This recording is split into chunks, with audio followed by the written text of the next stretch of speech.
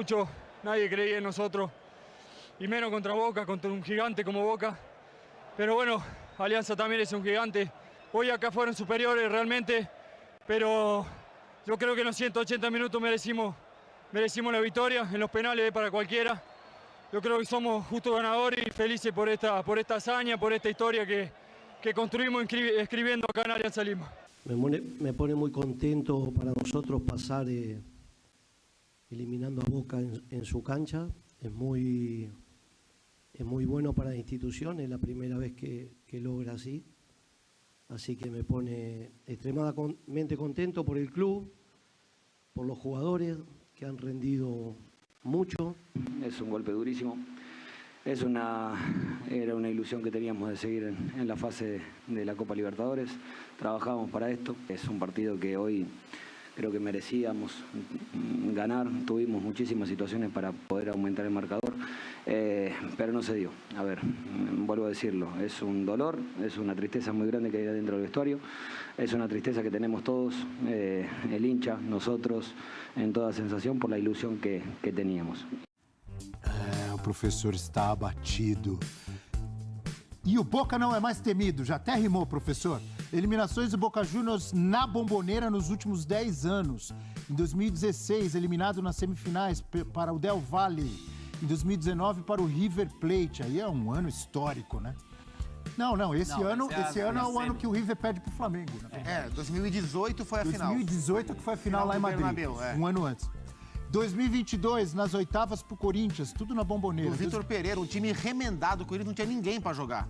E aí foi lá na Bomboneira, amarrou o empate e ganhou nos pênaltis. Zagueiro batendo os últimos pênaltis, Cássio pegando tudo. E agora contra o Alianza Lima, é o que eu sempre digo. É óbvio que a Bomboneira faz diferença. Eu já trabalhei lá, Fábio Luciano já deve ter jogado lá. É um barulho, é uma pressão, mas tem que ter bola, tem que ter time, senão não adianta. Eu tenho uma história boa na Bomboneira. Conta pra gente. A gente tomando um sufocaço lá e o Márcio Costa era zagueiro volante, né? O Márcio Costa aqui. Eu lembro dele, no Corinthians. Enfim.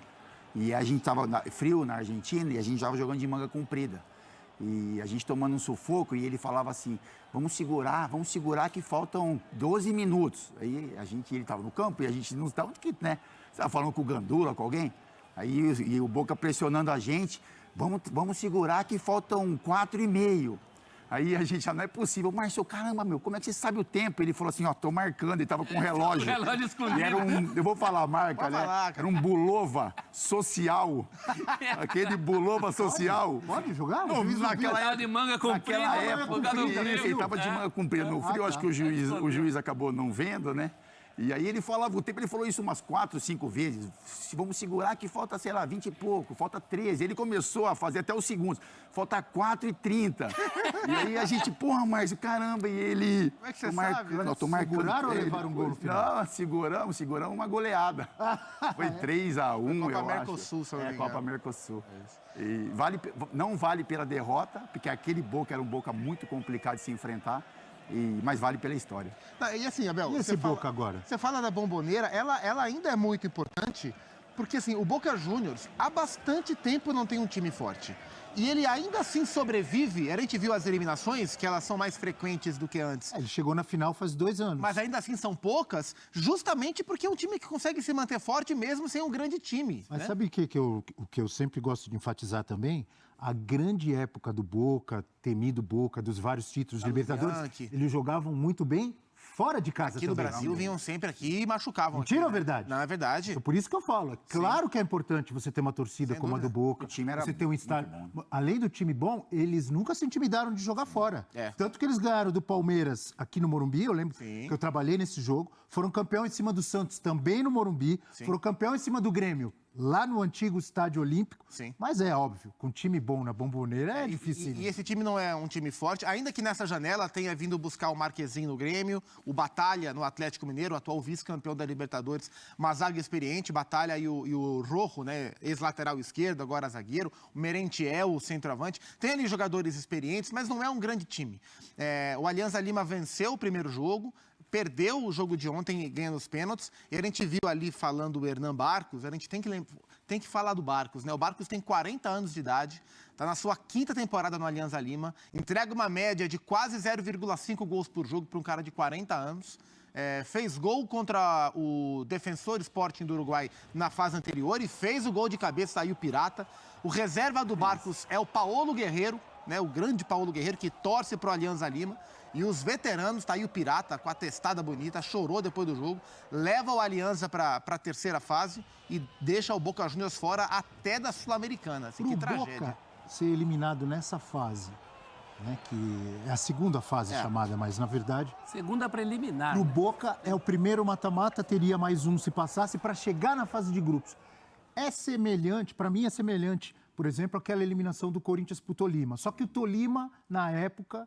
Era muito mais... O Alianza Lima está sempre em Libertadores e o Tolima nunca estava. O Alianza é um time tradicional do Corinthians foi pior, né?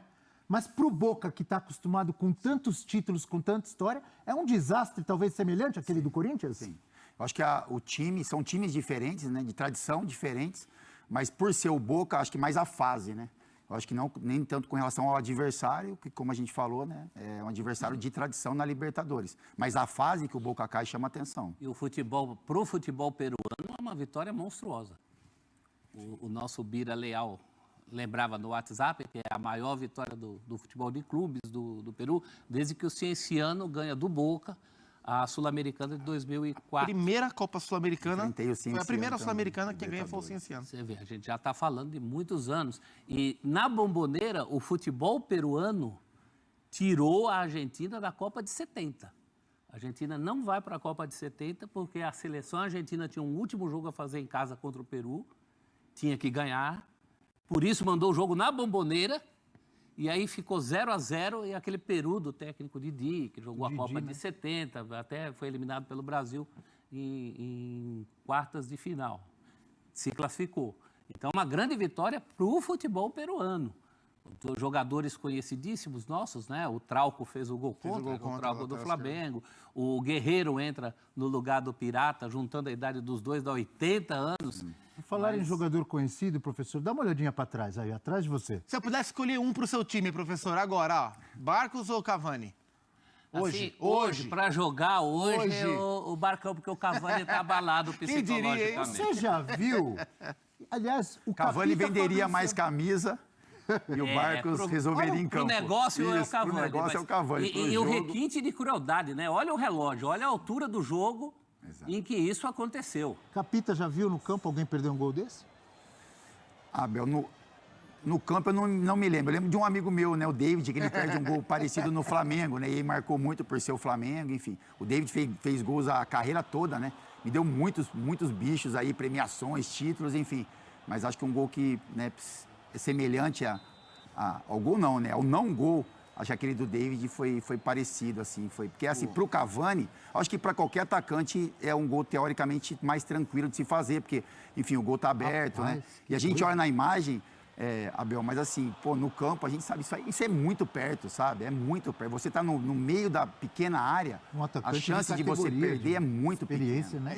Mas é isso, acontece. O Cavani foi contratado para ser o cara do Boca, em alguns momentos ele chegou a ser, mas se a gente lembrar, por exemplo, a semifinal, o Boca passa, tá? A semifinal contra o Palmeiras, em 2023, que o Boca faz a final com o Fluminense. Ele faz um gol, não faz? Mas foi para os pênaltis. Primeiro pênalti do Boca, quem vai bater é Cavani. O que acontece? O Everton.